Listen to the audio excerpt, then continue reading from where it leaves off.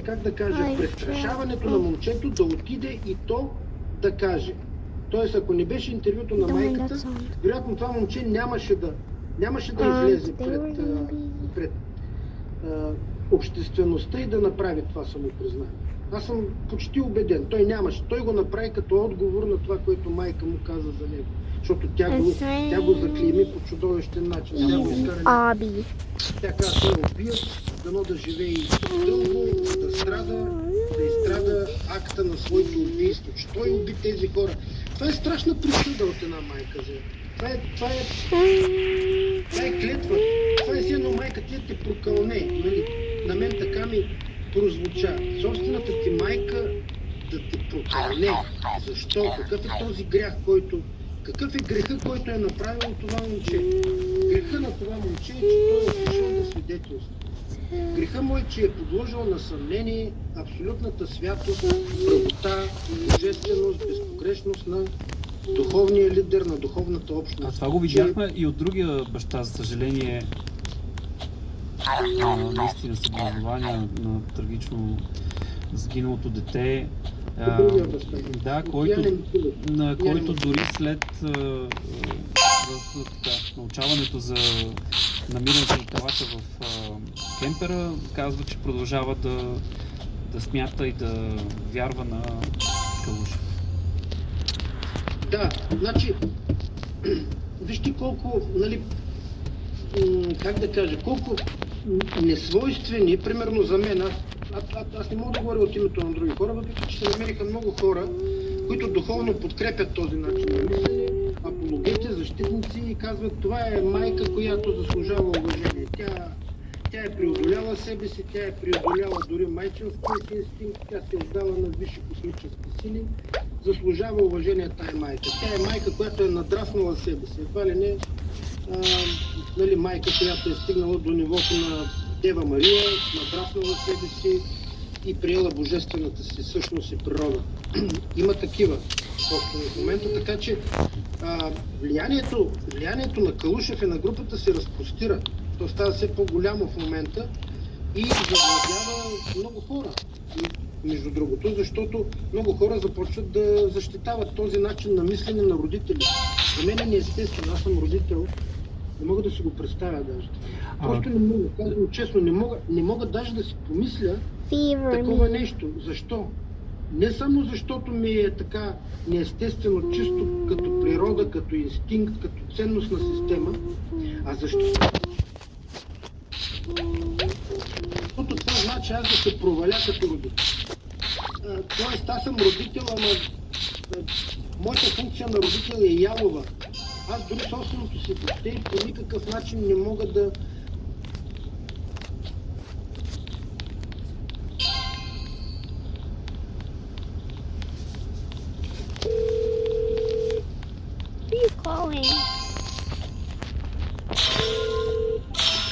Ало. Володя! Да. Оставай, да.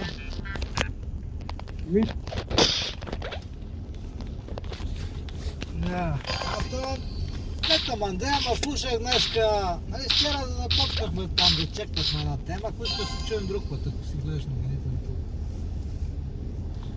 Да ще дискутираме ли това случая? Защото аз мен ми стана много интересно и слушах и сина го изслушах и майката изслушах днес, това беше много дълго. И горе-долу аз познавам тия среди и даже бих казал, че имам опит в това отношение, защото ние бехме в една подобна организация на времето. Ето 18-19 години, не, толкова 16 годишни. На времето, ако си спомняш, имаше едни зелените патрули. И техният ръководител беше Амадеус Кръст. Амадеус Кръст е много запростите. Ние бяхме приятели. И при неговия братовчет, нали, това е Стефчо, моя приятел, той беше първи братовчет с това Амадеус Кръстев и бехме на тия горе-долу от години, когато почнахме да ходиме по пещери, по планини. Но не сме се занимавали с буддистки истории или някакви сектантски религии. Но принципа на организация беше удобен. Сега не сме имали къщи, хижи и чудеси. Ходехме с маскировъчни дрехи по планините, носихме запасали едни байонети, едни ножове. Значи това е по комунистическо време, още ти казвам, тогава не можеше да имаме пушки и пищови, ако беше разрешено, щехме да имаме и такива неща. И ходехме, даже много често са ни взимали за иманяри, за такива работи, всъщност беше обратното, ние ги гонахме иманярите.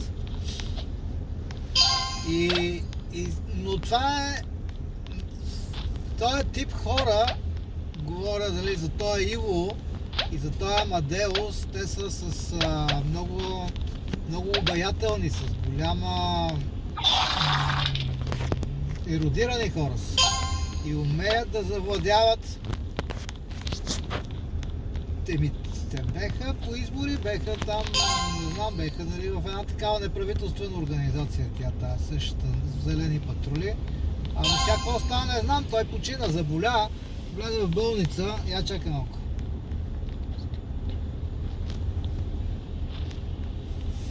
Ляв. Where to come in? Okay. Okay.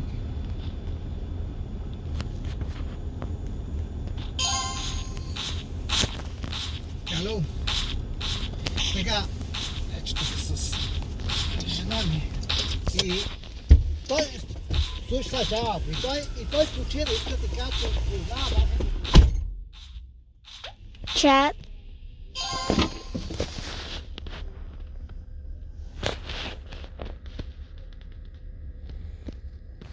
What happened, child? I'm alone in the car.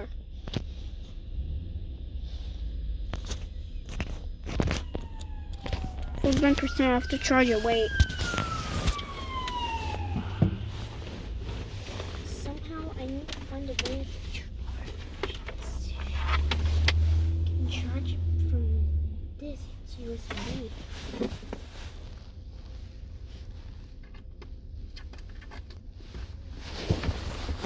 Okay, chat, back. Okay, chat works. Chat, I don't know what's happening with my dad, but my dad's over there. Don't know where my dad is. But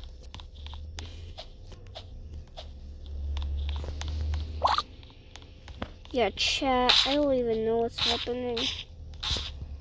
Like, this thing has gotten super big.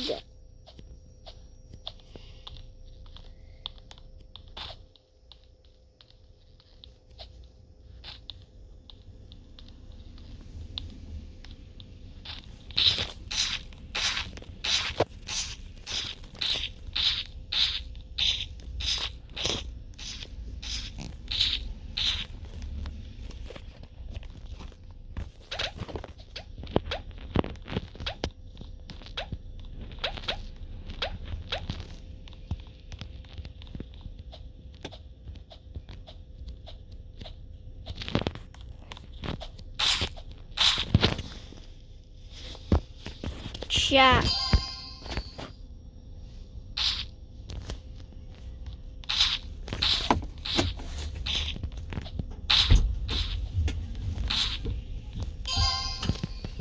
Yeah? Who is it? Pepsi!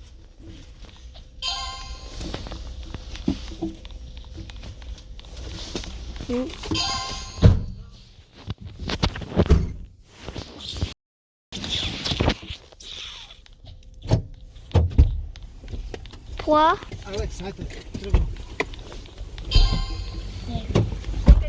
Wait. Stand up. Okay. Where are you gonna sit there? Standing up.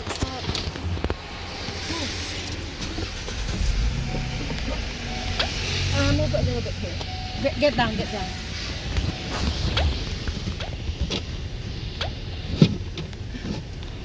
Okay. Не мога да възпитам, не мога да овладея, не мога да го направя. La la la. shed. La shed. La la la la la Сега la има много shed. данни, че той се О, отклони да, много ще. от будизма като учение. Put your feet over my feet. Някакъв който още преди. Okay.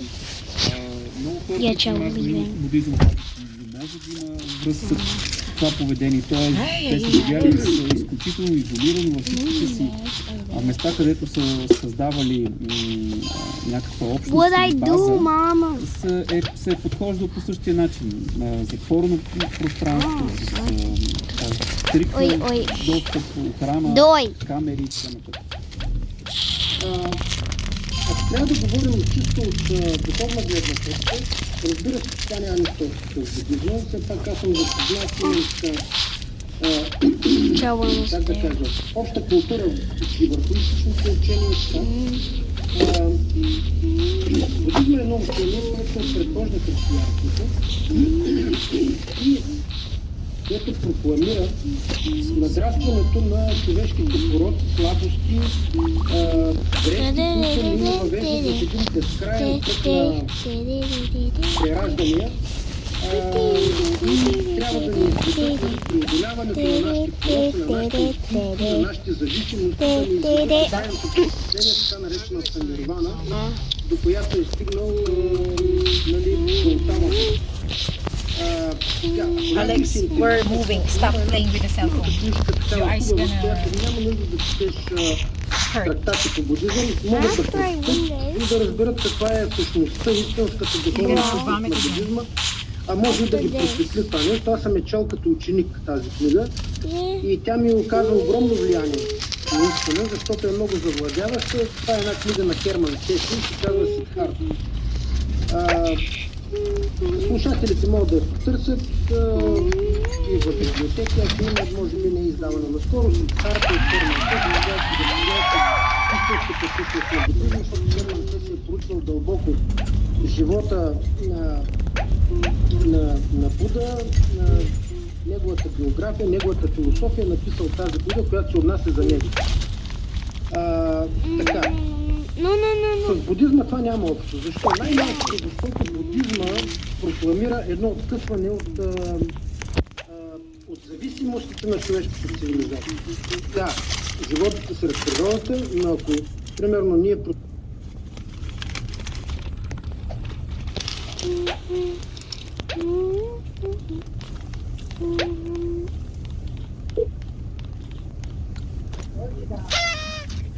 Ало. Да. И какво се казваш? Абе, сега търсят този Диан, който той ги намерил.